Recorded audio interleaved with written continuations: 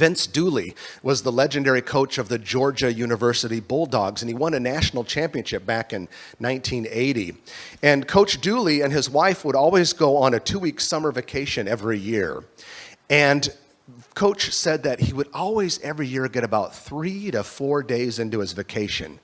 And then all of a sudden, the itch would come back to him, and he'd start to feel uncomfortable and nervous, and he had these visions of competing coaches going after all the star players he was trying to recruit to Georgia.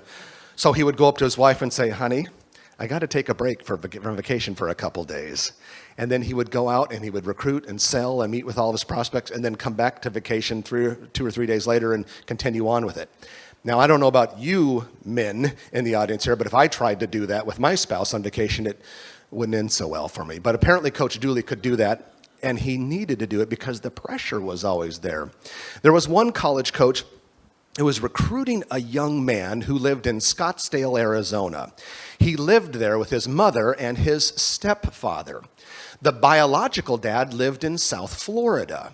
Now, most of the colleges that were recruiting this incredibly talented, coveted young man were focusing just on the immediate family in Scottsdale, in the Phoenix area. But this one coach I talked to, he realized, because he asked the right questions and determined what it was that the young man valued, he realized that the biological father in Florida was going to play a huge, huge role in the decision. None of the other coaches were meeting with him. But there was this problem. There was this National College Athletic Association rule that required coaches to only meet with family members 1 time a week, and it had to be within a 24-hour period. So if you met with one family member on that day, you had to meet with any of them within a 24-hour period, or you had to wait another week.